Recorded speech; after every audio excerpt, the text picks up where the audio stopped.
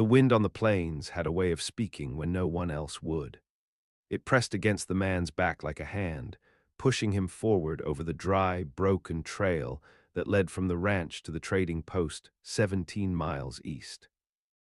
His name was Ellis McCree, a name said in the same breath as failure by the few neighbors who still spoke of him at all.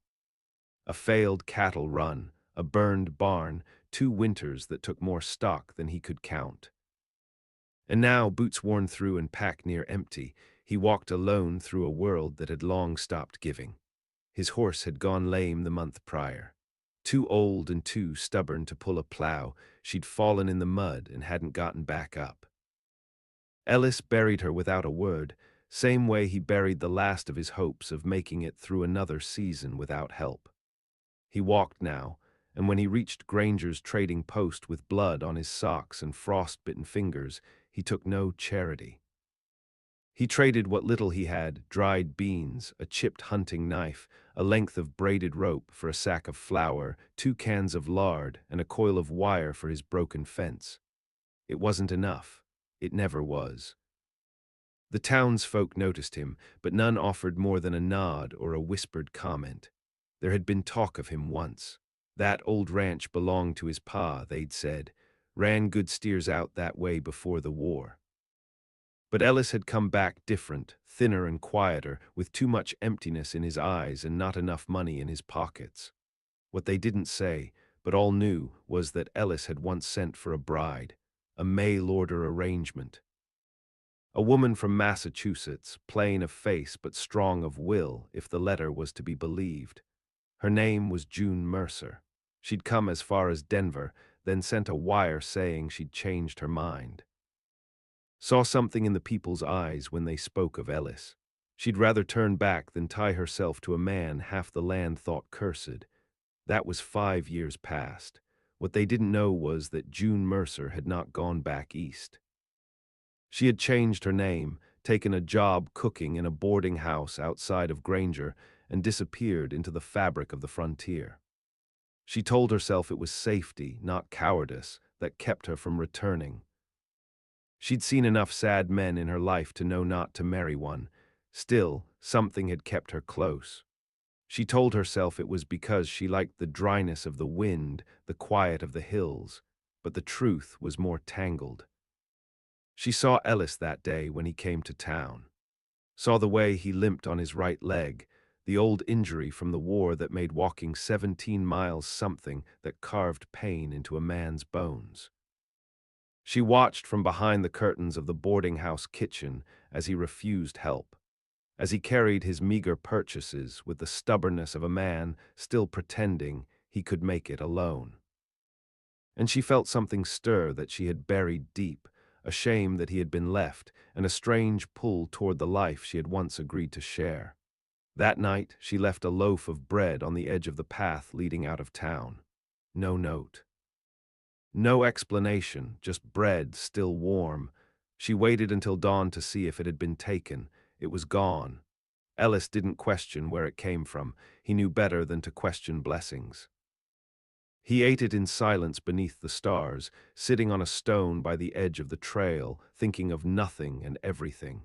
The woman who'd left, the ranch falling apart, the fence he needed to mend, and the calf he'd found dead by the creek. June watched him from a distance for weeks after that. She didn't understand why. She made her choice.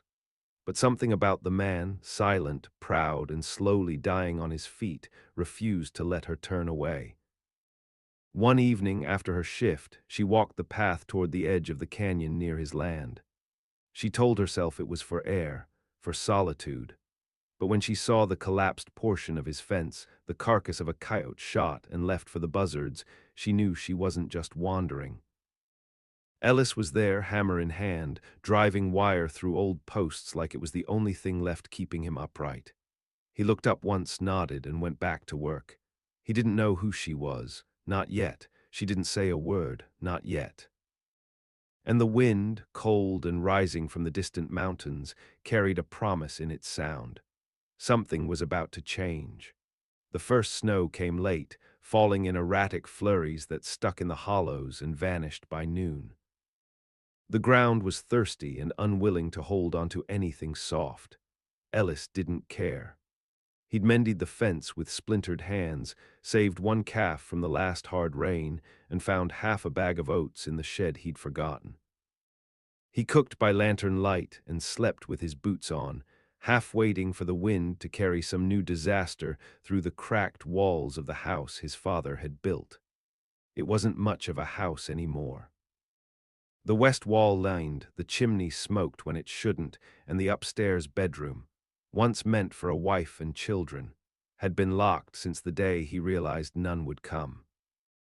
He slept by the hearth now, under a pile of quilts in an old cavalry coat. But someone had been leaving things, not every day, not often enough to make it seem deliberate. A bar of lye soap wrapped in oilcloth, a jar of honey. A wool scarf, hand-stitched and plain, left on the gate hook without a note. Ellis didn't ask questions. He wasn't the kind of man who believed in fate, but he understood gratitude in silence. Whatever this was, a charity, a kindness, or something else, it kept him from feeling entirely erased. June told no one. She kept her secrets folded like linens in the bottom of a cedar chest. Each evening she passed the time sewing or scrubbing or darning something that didn't need darning. The boarding house was always full of noise: travelers, oilmen, widows headed west, preachers too young to have seen real blood. And yet none of them saw the way her eyes drifted past the window when the sun dipped behind the trees.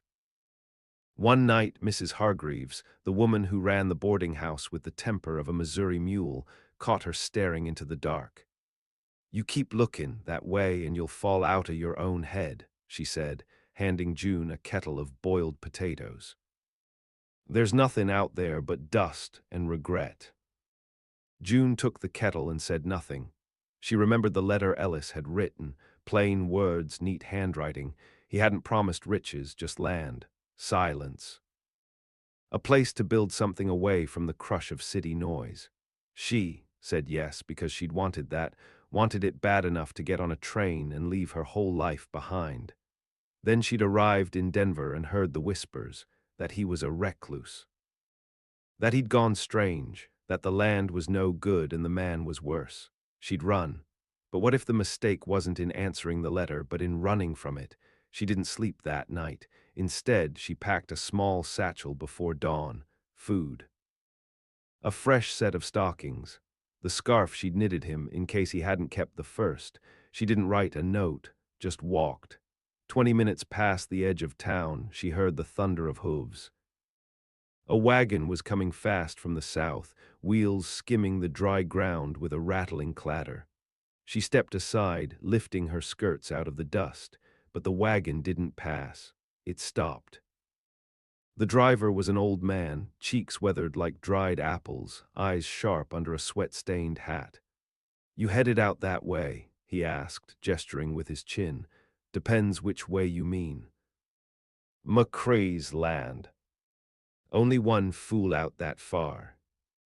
She hesitated, then nodded. He gave a low whistle. "Can't say I'd recommend it. Heard he shot at a fella for steppin' too close to the fence." She climbed up without asking and sat beside him. "I don't scare easy," she said. He studied her for a moment, then snapped the reins. The horses pulled them into motion, dust rising like smoke behind them. It took an hour to reach the turnoff, then another half-mile of silence before the cabin came into view. Ellis was outside, shirt sleeves rolled, chopping wood. His movements were slow, deliberate, as though he was measuring the weight of each swing. The wagon pulled to a stop. He turned, axe still in hand, and froze. June stepped down. For a long moment, neither of them spoke. The wind stirred the edge of her shawl. A crow called from the trees beyond the creek. Then quietly she said, "I brought butter and nails." He set the axe down. "You came late." She nodded. "But I came." Something cracked between them, not loud, not shattering, but like a seam opening in dry earth, letting in the first drink of rain. And then she stepped forward, toward the house she had once refused, not as a bride. Not yet, but as something harder, truer. A woman who'd made a mistake and come back to see if it could be unmade. The house smelled of cedar and old ash. June stepped through the threshold with her boots still on, trailing bits of gravel behind her. She stood in the low-slung doorway while Ellis cleared a place for her things, silent as ever, moving with the uneasy rhythm of a man unaccustomed to company. The hearth still held the ghost of last night's fire, and the kettle on the stove was warm, but the rest of the room bore no signs of life beyond survival. She unpacked without comment, set the butter on the shelf, the nails beside a rusted tin of screws, the bread in a dish she rinsed first in cold pump water. Ellis watched, but only with the side of his face, never fully turning. She moved through the space like someone cataloging ruin. After a long while, she asked, "Where do I sleep?" Ellis pointed to the cot near the window. "Bed upstairs ain't right for weather. Roof lakes there." She didn't ask if that was where he once meant for her to sleep.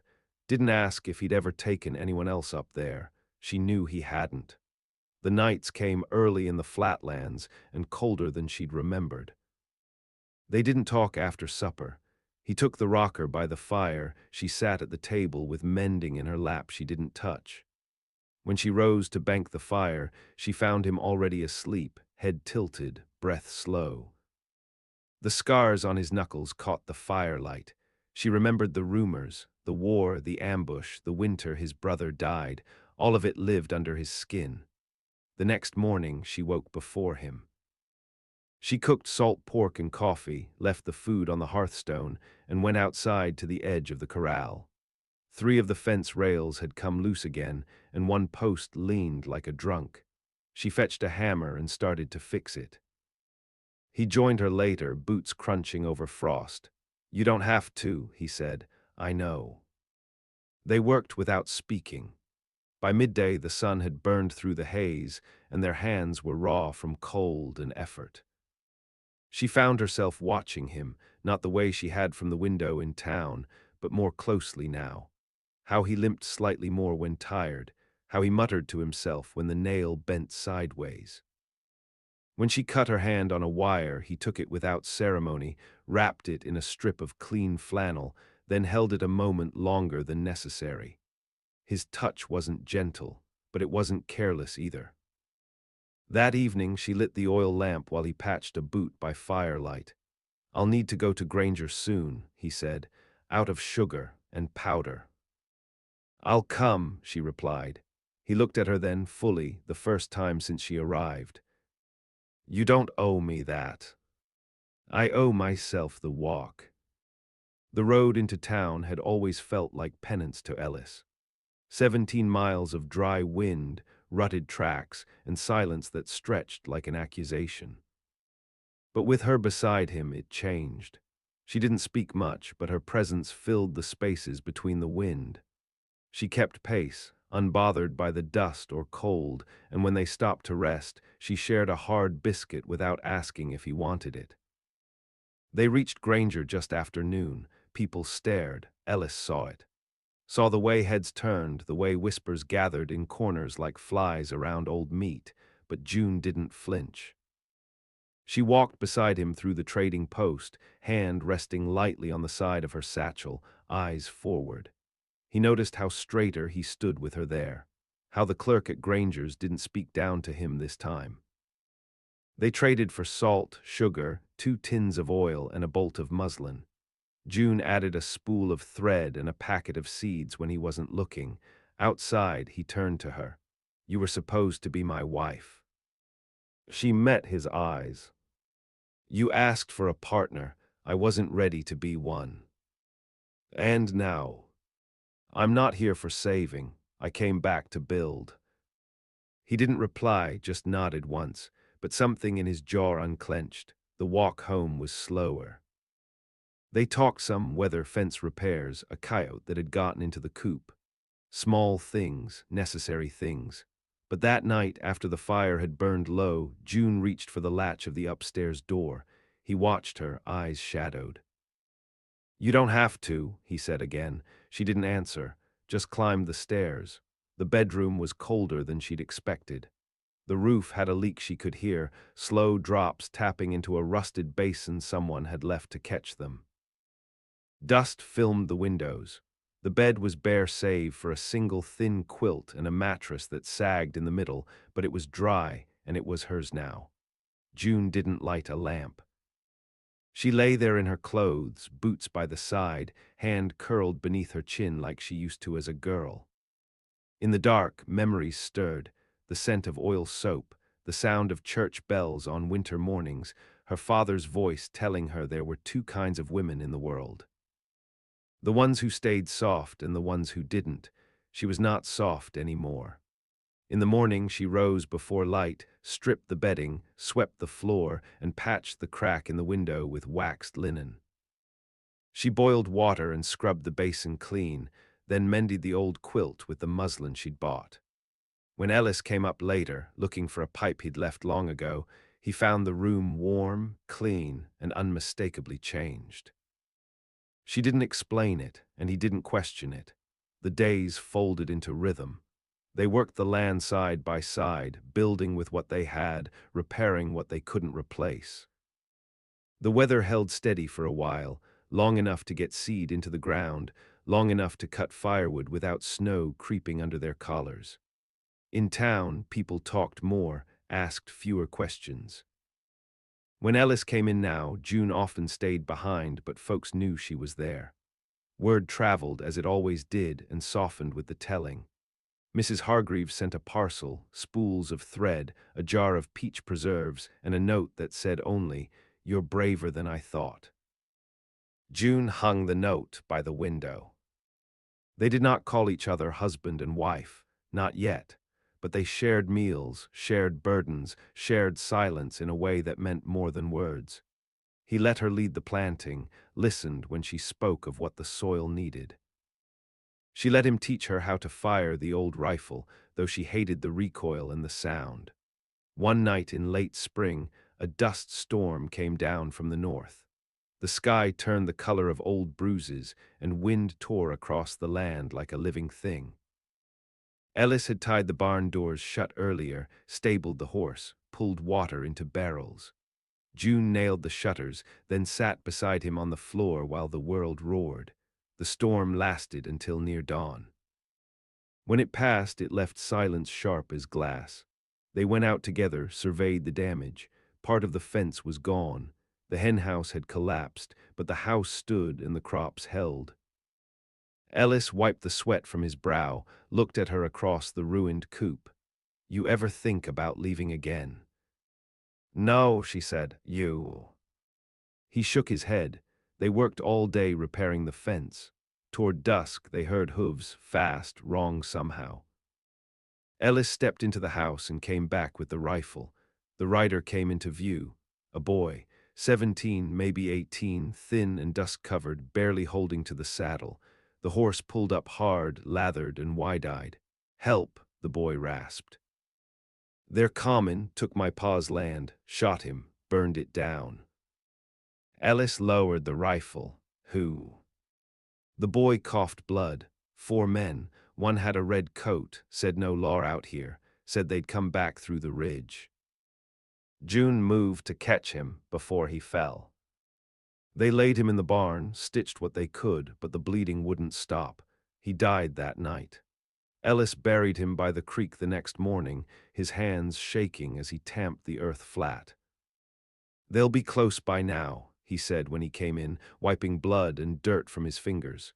June sat at the table, the rifle across her lap. "Then we prepare." She didn't ask if he would run, and he didn't tell her to hide.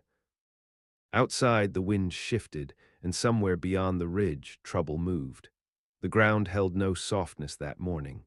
June stepped out before dawn, frost coating the edges of the trough, sky hanging in that dead hour before light. The grave by the creek had frozen over, a pale crust of earth sealing the boy beneath. She stood beside it for a long while, not praying, not mourning, just memorizing the shape of another loss. Inside, Ellis packed ammunition into an old tobacco tin. He checked the rifle twice, cleaned the revolver he hadn't used since the war, laid both out on the table like relics. June returned without a word and poured water into the kettle. They waited for the boil, neither speaking, until the wind changed. "They'll come through the saddle pass," Ellis said, not looking up. "Same way every man with ill intent comes, thinking the world don't watch what it don't care to own." June nodded. "We need high ground." They scouted the ridge together. A narrow switchback wound through dead pines and stone outcroppings, good sight lines, cover, and an overlook above the trail the boy had described. June marked the trees with small chalk slashes, the same way she used to mark seams for mending. Ellis dug a shallow foxhole behind a boulder and stashed the rifle there beneath oilcloth. They worked without rush, without panic. Violence, they both knew, was patient. It waited for the unready. By nightfall, the traps were set, wire strung between low branches, nails buried in mud outside the eastern fence, a kettle rigged with shot and twine near the back window. Improvised defenses, but better than none. When the sky turned black, they sat inside with lamps out, backs to the wall. June held a blade in her lap. Ellis cradled the revolver. "You've killed before," she said. He nodded. "You." "No, but I don't flinch." He looked at her, really looked, and saw not the woman from the letter, not the girl who ran, but the one who stayed. The one who came back ready to shoulder his ruin. "If we survive this," he said, "you and me." She held his gaze. "We already began." The first shot came before dawn, a single crack far off testing. A signal. Ellis moved to the door, rifle in hand. June slid behind the windowsill, blade ready. They waited. Then came the second shot, closer, sharper. Ellis slipped out the back, took the long way up the ridge. June stayed low, eyes on the tree line. Her breath came slow, measured. She heard movement, hooves, then boots, voices, 4 of them, just as the boy said. "House is empty," one called. "Lights out, maybe they ran." "No tracks say otherwise," another answered. "They're still here." "McCree don't leave what's his." June shifted her grip. The trap by the side window snapped a moment later, an explosion of metal and wood. A scream followed. "Son of a bitch, my leg."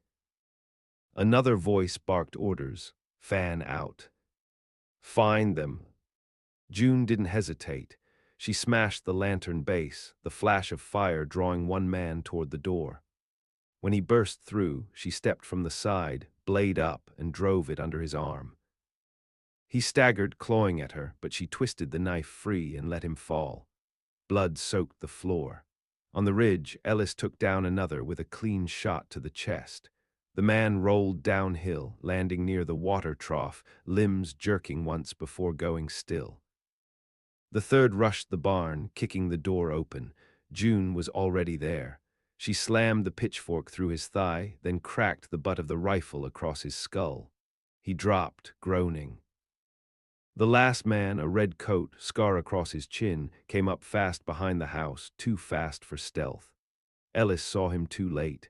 They grappled in the dirt, fists and knees, teeth bared like animals. The red coat was younger, faster. He got a hand around Ellis's throat. June appeared behind him, silent as winter. She didn't speak, just pressed the revolver to his spine and pulled the trigger. He dropped like butchered meat. For a moment, all was still. Ellis coughed, spat blood, and sat back in the dirt. She crouched beside him, breathing hard, gun still warm in her grip.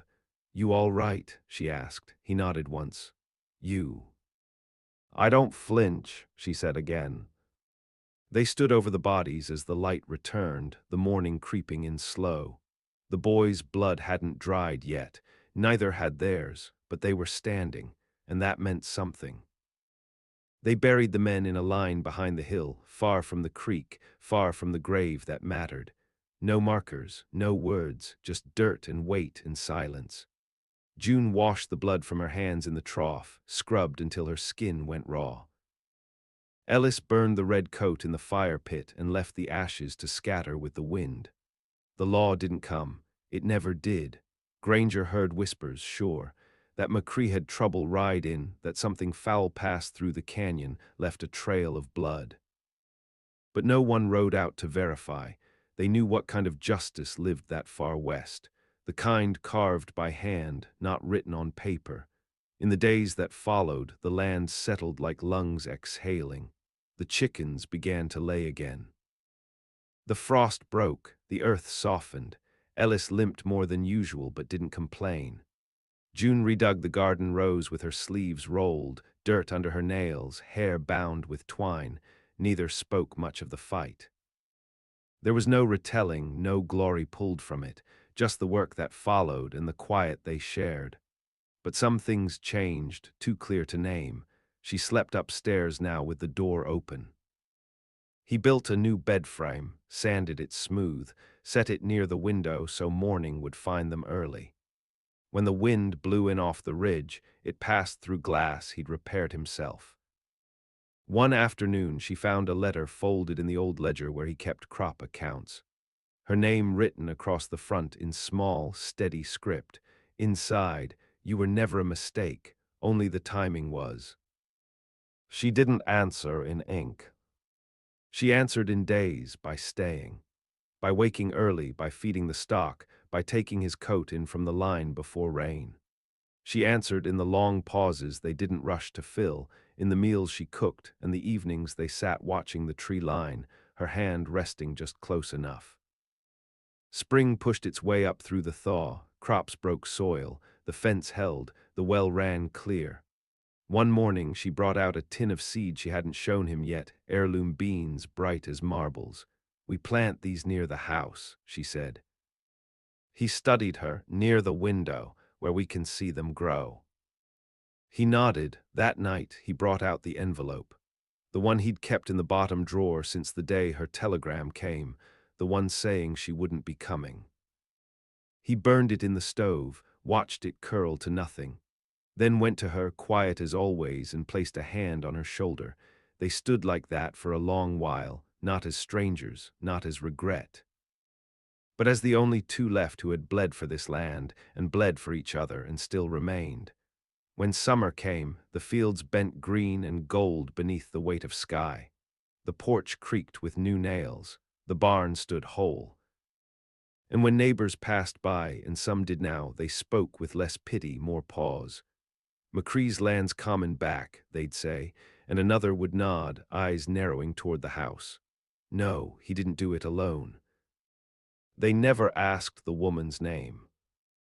Didn't need to. She was the one who saw his worth when there was nothing left to see, and stayed to build something from it. The sixth summer brought storms, not the kind that tore shingles or stripped the orchard bare, though those came too, but the quiet ones, the slow griefs that settle behind the ribs. The price of survival, June had learned, wasn't just blood, it was memory. It was learning to live past the fire without becoming ash yourself. The land had grown, fields fuller, fences whole, cattle fat. They'd even hired a boy from Granger to help with the heavier work. He called her ma'am and Ellis sir, and fed the hens without being told twice. They never asked his story. He had one. Everyone out here did. But things settled the way scars do. Uneven but strong. Ellis laughed more now, not often, not loud. But it came, a breath behind a joke, a dry murmur when she chased the pig out of the kitchen with a broom. He carved her a comb from juniper wood one winter, left it by the basin without a word.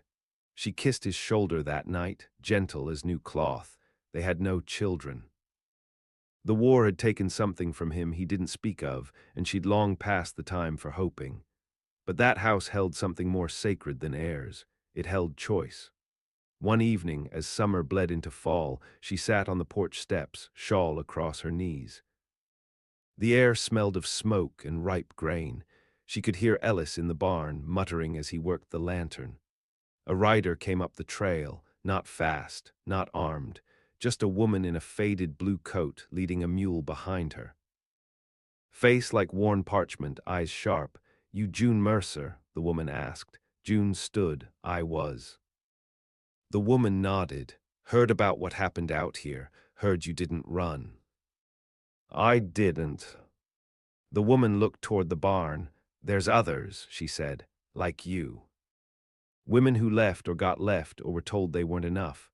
We're macking something, a place for them, a network, I guess, word of mouth, safe houses, lessons, trade routes. And you want me? No. I want women to know what they can become.